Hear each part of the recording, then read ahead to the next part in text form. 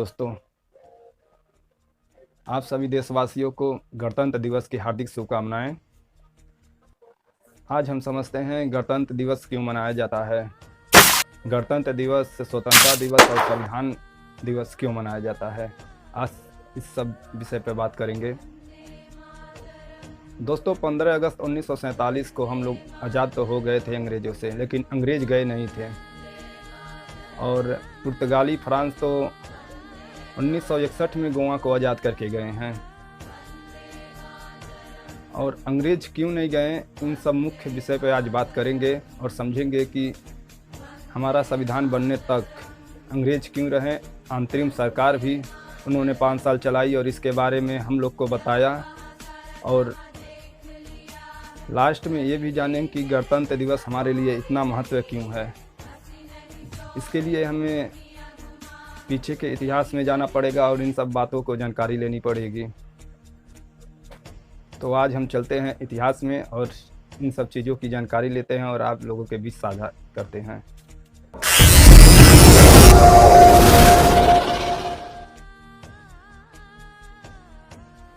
अंग्रेज जाने को तैयार नहीं थे और तब जाके हम लोगों ने अपना संविधान बनाना शुरू किया। और संविधान 1946 से 1949 के बीच बनाया गया। फाइनली हम लोगों ने संविधान 26 नवंबर 1949 को बना दिया। इसीलिए 26 नवंबर को ही हम लोग संविधान दिवस मनाते हैं। लेकिन संविधान हम लोग के ऊपर लागू नहीं था, हम लोग संविधान के अधीन नहीं आते थे। इसे 2 महीने के लिए टाल दिया गया था। हम लोग आज़ाद तो हो गए थे, लेकिन हमारे ऊपर किसी का शासन नहीं था। आखिर हमारे ऊपर शासन कौन करेगा। अंग्रेज इसीलिए जाने को तैयार नहीं थे कि आप शासन कैसे करेंगे, किस पद्धति से करेंगे, किस प्रकार से करेंगे। तब हम लोगों ने अपना संविधान बनाना शुरू किया। 1946 से 1949 तक संविधान बनाया गया। फाइनली 26 नवंबर 1949 को संविधान बन के तैयार हुआ। संविधान तो 26 नवंबर 1900 बन के तैयार हुआ, लेकिन हमारे ऊपर अभी लागू नहीं हुआ था। उससे 2 महीने के लिए टाल दिया गया था। और टाल क्यों गया था, इसके बारे में भी हम लोग जानेंगे। हमारा संविधान लागू हुआ 26 जनवरी 1950 को और उस दिन से हम लोग संविधान के अंदर आने लगे। भारत के जितने भी बड़े पोस्ट, बड़े लोग हैं, जैसे राष्ट्रपति, प्रधानमंत्री, कैबिनेट मंत्री और जो भी है, वो संविधान के अंतर्गत आता है। संविधान लागू होने के बाद ये माना गया कि प्रधानमंत्री, राष्ट्रपति या कोई भी भारत के जो भी बड़े लोग हैं, वो किसी एक परिवार से, किसी एक जगह से नहीं आएंगे। वो जनता द्वारा चुने जाएंगे और जनता द्वारा ही उन्हें चुनाव किया जाएगा और भारत पे संविधान के अधीन शासन करेंगे। इसीलिए 26 नवंबर 1949 के संविधान बन जाने के बाद भी हम लोग के ऊपर लागू नहीं हुआ। लोगों ने वेट किया कि क्यों ना पहले से हम लोग 26 जनवरी को स्वतंत्रता दिवस के रूप में मनाते चले आ रहे हैं, इसी दिन संविधान लागू किया जाए। इसीलिए संविधान को 2 महीने के लिए रोक दिया गया। हालांकि कुछ अनुच्छेद हम लोग के ऊपर लागू हो चुके थे, कुछ अनुच्छेद नहीं लागू हुए थे। और जो लागू हुए थे वो मुख्य अनुच्छेद थे, जो नहीं लागू हुए थे वो बहुत सारे अनुच्छेद थे। हमारे संविधान में 395 अनुच्छेद हैं और 395 अनुच्छेद में कुछ ही जो खास थे वही लागू थे। अब बाकी जो लागू हुआ वो 1950 में लागू हुआ।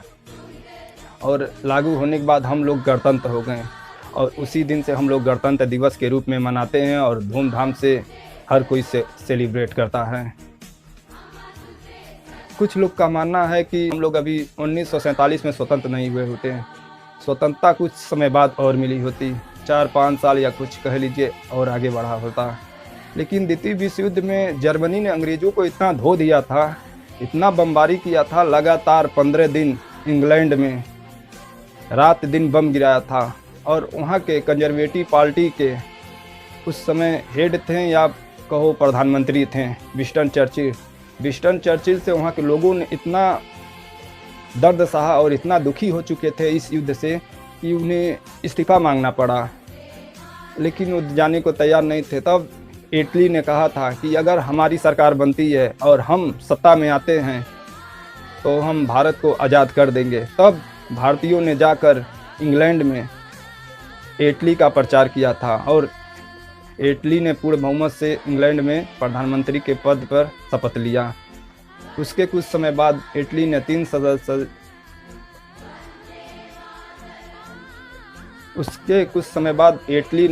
सदस्य कैबिनेट मिशन भारत भेजा और ये कैबिनेट मिशन के हेड थे लॉरेंस।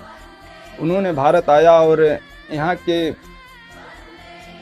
सब चीज़ों को अच्छी तरह से समझा। फिर यहाँ के जो उस समय स्वतंत्रता सेनानी थे, बड़े नेता थे, लीडर थे, उनसे बात की और संविधान के विषय पर चर्चा किया।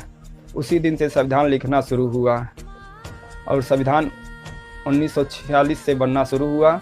1949 में बन के तैयार हो गया। तब बन के तैयार हो गया तो लॉरेंस ने ये कहा था कि हम लोग अभी जाएंगे नहीं, अभी आप 5 साल तक अंतरिम सरकार बना के चलाइए और अंतरिम सरकार हम देखते हैं कि आप किस तरह से चलाते हैं, शासन किस तरह से चलाया जाता है, हम आपको इसके बारे में बताएंगे। तब 5 साल तक अंतरिम सरकार बनी और अंतरिम सरकार में भी प्रधानमंत्री थे पंडित जवाहरलाल नेहरू।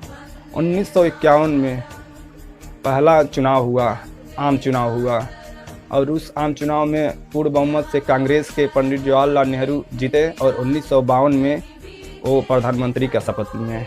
कुछ लोग तो कहते हैं कि 1947 में प्रधानमंत्री बन गए थे, लेकिन रियल में वो बने नहीं थे क्योंकि उस समय अंतरिम सरकार चल रही थी, अंग्रेज के अधीन चल रही थी। सीखा जा रहा था कि किस तरह से सरकार चलाया जाता है, लेकिन सबका मत और सबका